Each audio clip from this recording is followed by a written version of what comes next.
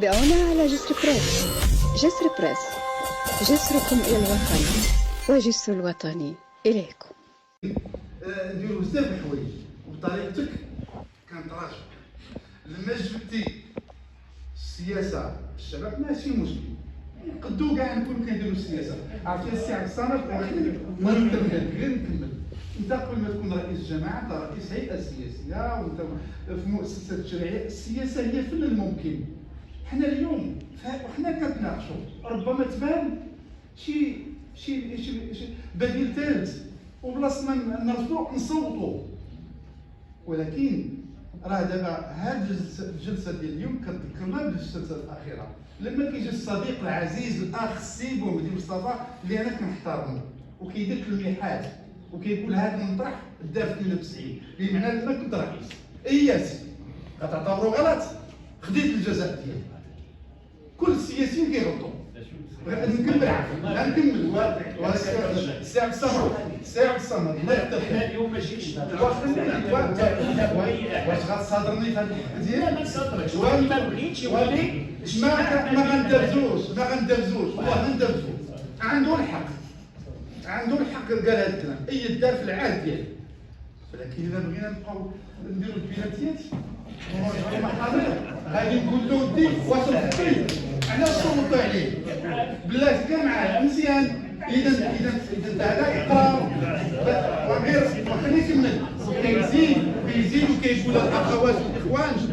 الحاج مصطفى كيقول على ان المجالس المتعاقبه التاريخ ديال المدينه معروف. مشيت انا جا السي عبد الشام محمود الله يذكره بخير واحد يصحتو، جا السي محمد ورقيه، جا السي عبد الصمد.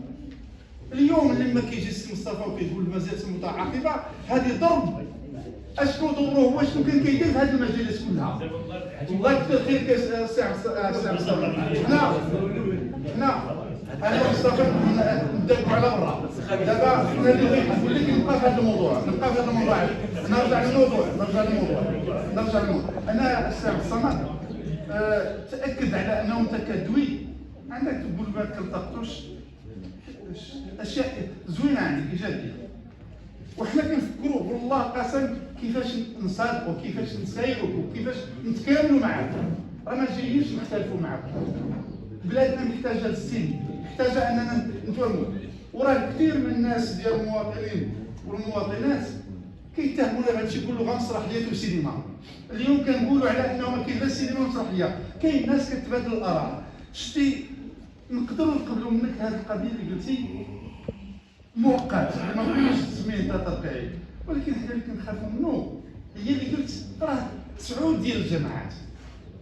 وغنزيد نقول واحد الحاجه، هذا المطرح حقيقه خلق مشكل كما قالوا الاخوان، ولكن كانت واحد النسبه قليله اللي رد عليه البال.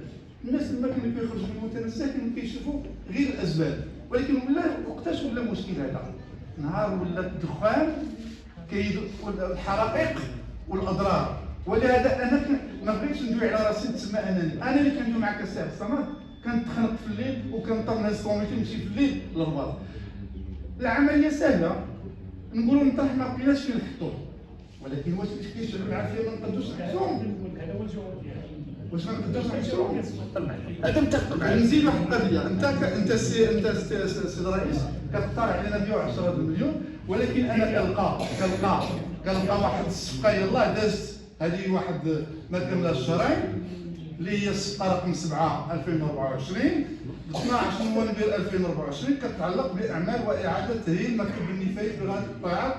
المبلغ ديالها 76 مليون سنتيم، بمعنى اليوم راه حنا كنخصو 186 مليون.